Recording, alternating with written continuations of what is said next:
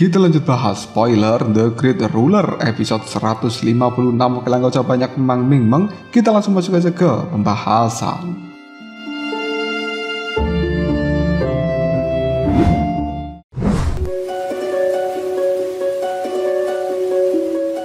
Kaisar Elang sudah memberitahukan jika harta karun yang begitu kuat sudah ditemukan. Namun dirinya yakin jika kali ini akan ada begitu banyak wilayah yang datang untuk memperebutkan harta tersebut. Kaisar Elang juga berpesan jika kali ini harta karun harus jatuh ke tangan Alam Daluo supaya Mandala bisa menembus tingkat penguasa bumi level atas. Mereka juga harus berhati-hati jika harta karun sampai di tangan penguasa Pavilion Ilahi atau Istana Suantian atau Istana Netherworld, maka itu bukan kabar yang bagus untuk kedepannya.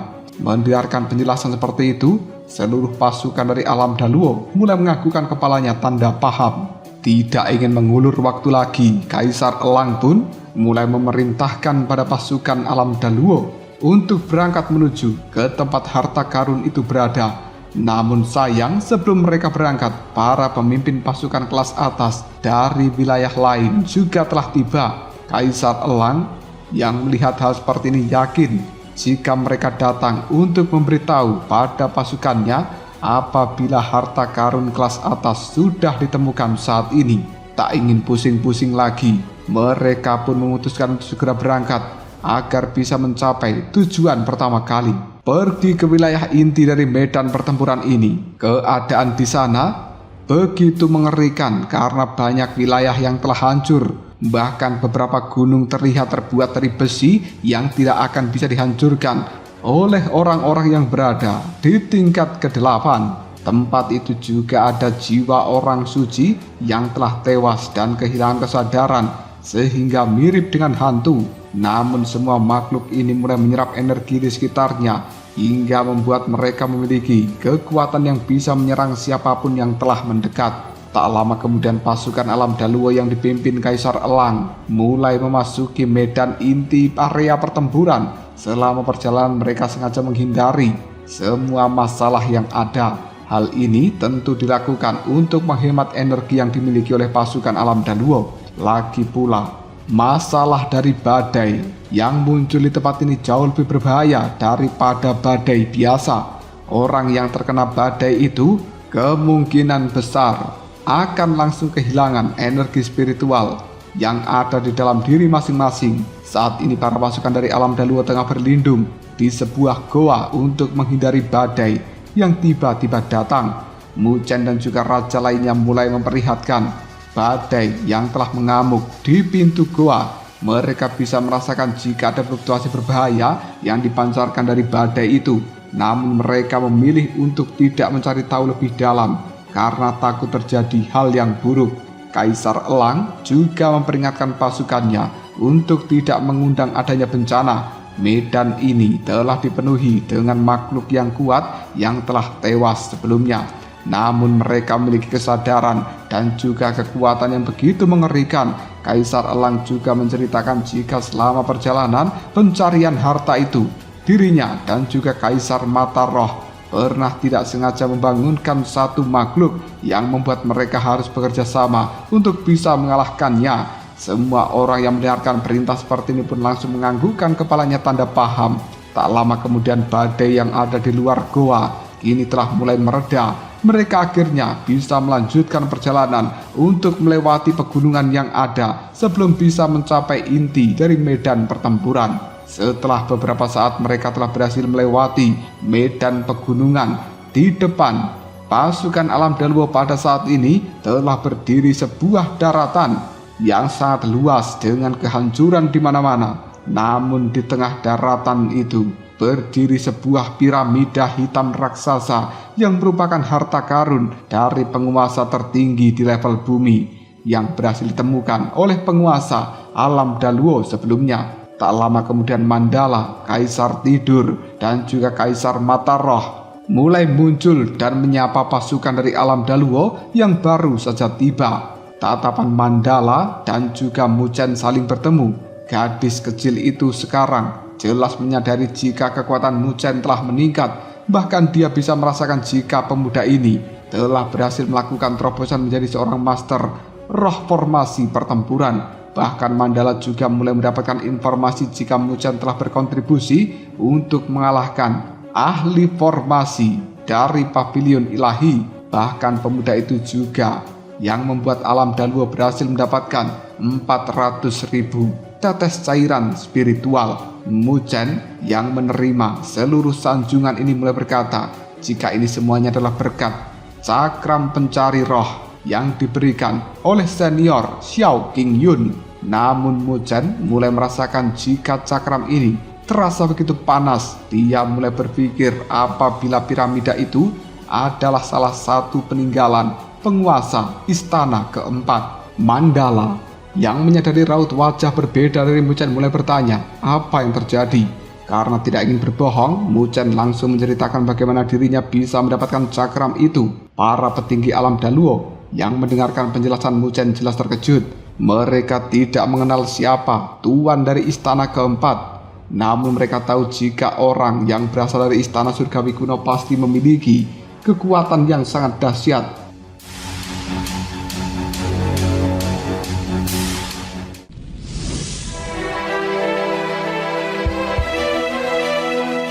Setelah sadar dari keterkejutan, Mandala mulai berkata jika dirinya pernah membaca sebuah buku kuno yang mengatakan jika tuan istana keempat memang telah gugur di medan perang kuno karena telah dikalahkan oleh kaisar jahat pemakan surga. Namun dirinya tidak menyangka jika di tempat ini penguasa istana keempat itu telah gugur. Mandala yang menyadari hal ini mulai berkata pada semua orang untuk berhati-hati. Muzan yang menyadari jika tidak ada pasukan lain yang datang, dia pun mulai bertanya kemana saja para pasukan itu. Mandala menjelaskan jika tempat ini berada di inti dari medan pertempuran. Pintu ada di mana saja mereka bisa masuk jika memiliki cairan yang cukup. Tak lama, Mandala mulai memerintahkan pada pasukan alam Daluo untuk berjaga di luar, sementara para raja akan ikut bersama dengan dirinya untuk meruntuhkan harta karun yang ada. Muzan yang mendengarkan hal seperti ini jelas sedikit kecewa karena pasukan yang dia pimpin sedang bagus-bagusnya. Namun dirinya juga tidak ingin berlarut-larut di dalam kesedihan. Dia yakin jika dengan kekuatan yang dia miliki akan tetap bisa membantu Mandala dan juga para pemimpin yang lainnya. Melihat jika pasukannya telah siap, Mandala pun segera memimpin pasukan itu untuk masuk ke dalam piramida hitam yang ada. Setelah semakin dekat, Muzan mulai menyadari jika kekuatan penindasan yang terpancar dari piramida hitam begitu dahsyat. Bahkan saat ini, simbol-simbol yang ada mulai memancarkan cahaya merah gelap yang menghubungkan segel retakan satu dengan yang lainnya. Ketika Mandala ingin menerobos retakan pada piramida hitam, dia tidak bisa melakukannya dan dia pun mencoba untuk menyerang menggunakan energi spiritualnya, namun hal itu juga masih tetap tidak berguna. Mandala mencoba mengeluarkan 100.000 tetes cairan spiritual untuk membuka celah yang ada. Hal ini membuat para raja dan juga kaisar bisa merasakan seberapa kuat energi yang terkandung di dalamnya. Setelah cairan itu keluar, Mandala mulai menggosoknya agar dia bisa menyatu dengan energi spiritualnya. Cairan ini secara perlahan mulai berubah menjadi cairan kental yang langsung melesat ke arah celah yang ada pada simbol hitam yang ada di piramida hitam tersebut. Sekarang simbol yang ada di dalam piramida hitam telah terkena cairan spiritual yang ada, mulai menimbulkan sebuah getaran hebat yang bisa dirasakan oleh setiap orang. Asap berwarna hijau mulai terlihat mengepul ke udara hingga membentuk sebuah simbol yang ada mulai redup sehingga bisa menghilang sepenuhnya. Setelah berhasil menghancurkan simbol kuno yang ada pada piramida hitam, Mandala memutuskan untuk segera mengajak pasukannya masuk ke dalam sana. Ketika makin dalam mereka masuk, kelompok dari Mandala mulai bisa merasakan tekanan yang ada. Dan di tengah medan itu mereka juga melihat sebuah piramida hitam yang jauh lebih kuat daripada terlihat di bagian luarnya. Dengan kata lain, itu adalah sebuah piramida di dalam piramida.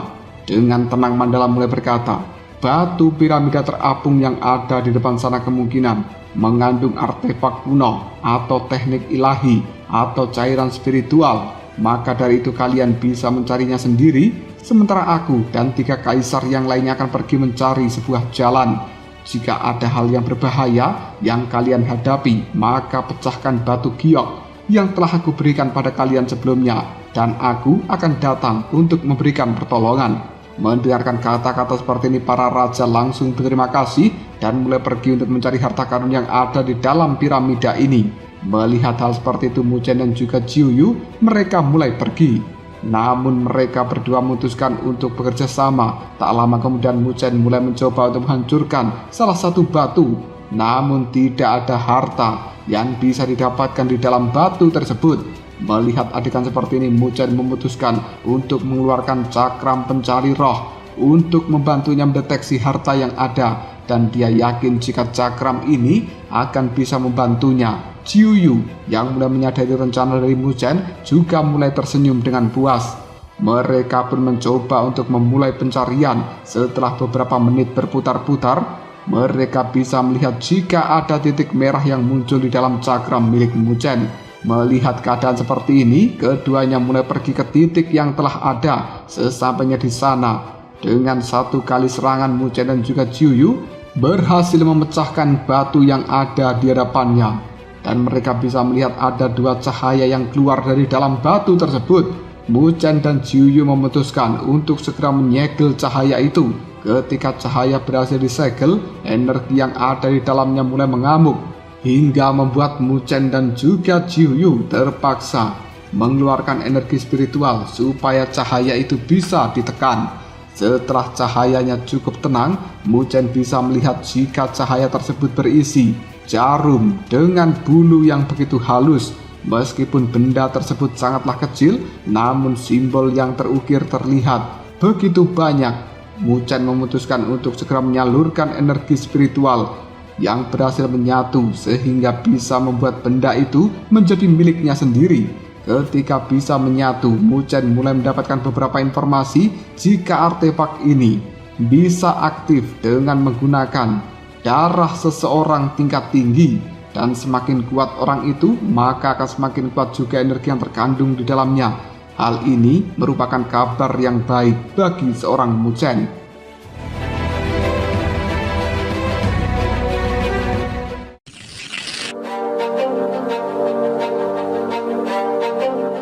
Di sisi lain, Jiu Yu mulai membuka apa yang baru saja dia dapatkan, dan dia memperoleh semacam pil berwarna hijau dengan permukaan yang memiliki cahaya redup.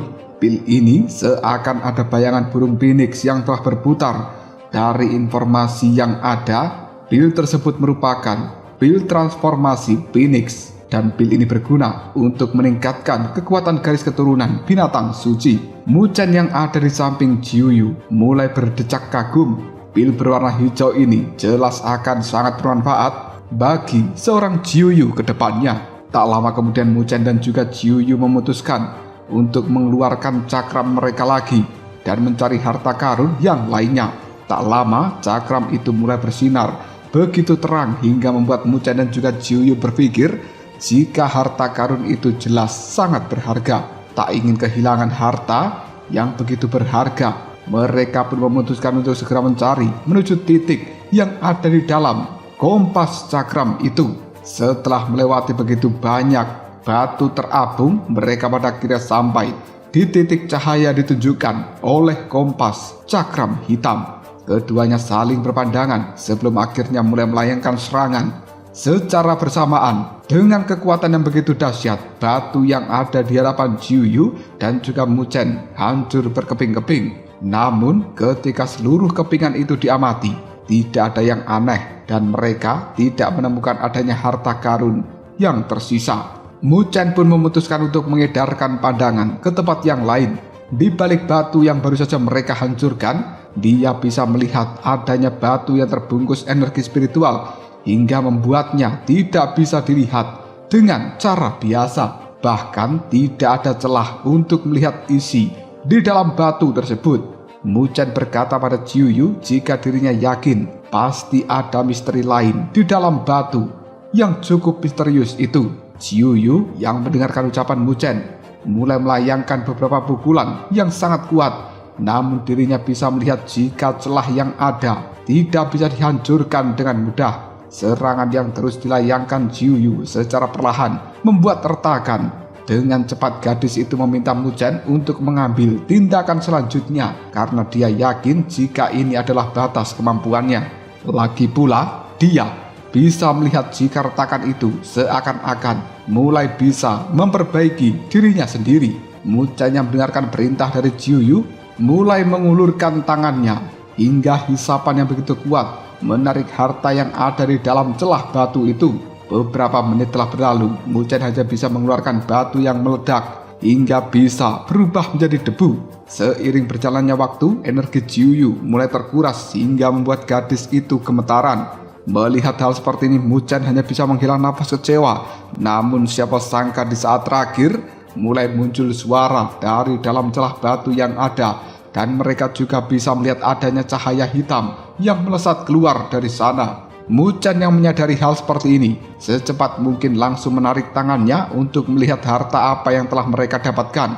Dirinya bisa melihat jika ada balok besi berbentuk segitiga dengan simbol yang sangat rumit dan juga kuno. Bahkan fluktuasi yang ada di dalam segitiga itu terlihat begitu kuat dari harta yang pernah mereka miliki sebelumnya. Muchen pun mencoba untuk memasukkan energi spiritual ke dalam segitiga hitam, namun benda ini tidak menunjukkan adanya reaksi yang membuat Muchen bersama dengan Jiuyu terlihat nampak kebingungan. Karena hal itulah Muchen memilih untuk menyimpan dan kemudian bergegas mencari harta karun yang lainnya. Setelah cukup lama menjelajahi tempat ini menggunakan kompas cakram hitam, mereka mulai mendapatkan harta karun. Namun harta ini tidak sekuat yang pertama mereka temukan. Tak lama kemudian keduanya mulai merasakan adanya panggilan yang berasal dari Mandala. Melihat hal itu, Muchen dan juga Jiuyu percaya jika Mandala, sang penguasa wilayah,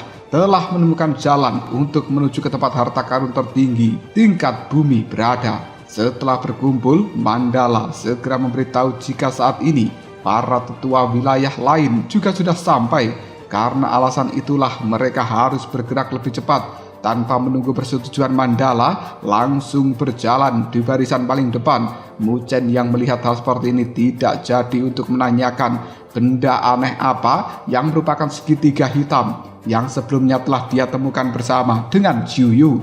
Dia memilih untuk menyimpan segitiga hitam itu sebelum akhirnya mengikuti kemana arah Mandala pergi. Setelah berjalan cukup lama, mereka mulai menyadari jika jarak yang terlihat begitu dekat hanyalah sebuah halusinasi semata. Fakta yang benar, jarak yang ada memang begitu jauh. Bahkan tekanan yang mereka rasakan juga akan semakin kuat setiap melewati lapisan demi lapisan pelindung energi di dalam tempat ini.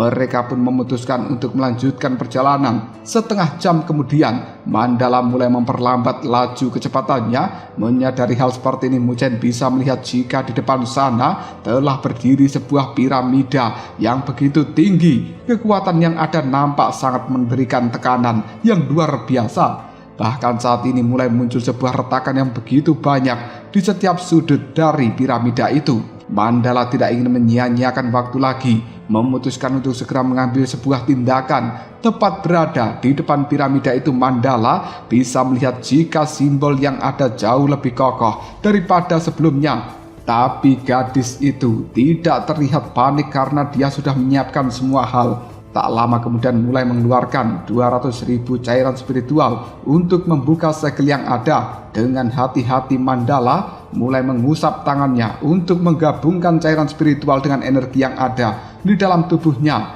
Melihat kekuatan segel itu, Mandala memutuskan untuk menghancurkan satu sisi dari piramida. Cairan yang sudah siap perlahan mulai jatuh ke permukaan piramida hingga membuat keributan yang berbentuk gelombang. Simbol-simbol yang aneh secara perlahan juga mulai meredup hingga membentuk sebuah retakan yang bisa mereka gunakan untuk masuk. Setelah 200.000 cairan itu terpakai, Mandala mulai berkata, "Ruangan ini sudah siap untuk dilewati, namun aku berharap kalian semuanya masuk dengan hati-hati." Mendengarkan kata-kata seperti itu, mereka mulai menganggukkan kepalanya tanda paham. Tak lama kemudian Mandala mulai masuk diikuti oleh ketiga kaisar dan juga para raja yang lainnya. ketika Muchen menyadari jika benda aneh yang sebelumnya dia temukan kali ini mulai bergetar. Menyadari hal seperti itu, jantung dari Muchen juga berdegup kencang. Dia takut akan ada hal buruk yang akan terjadi, namun dia mencoba untuk terus berpikir positif.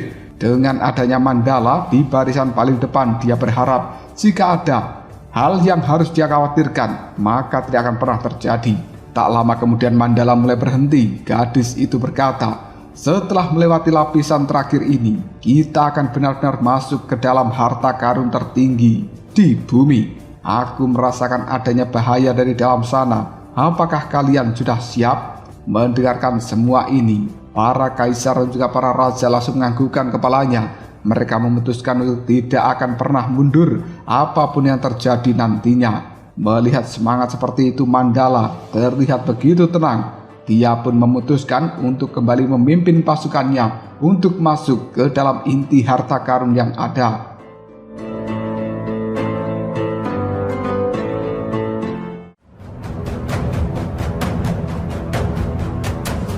Lalu apakah yang akan terjadi selanjutnya? Pada akhirnya, apakah pasukan Alam Daluo akan benar-benar mendapatkan harta karun tersebut, atau justru para pasukan kuat lainnya akan datang untuk merebutnya? Jika kalian penasaran, tunggu aja jawabannya di next video.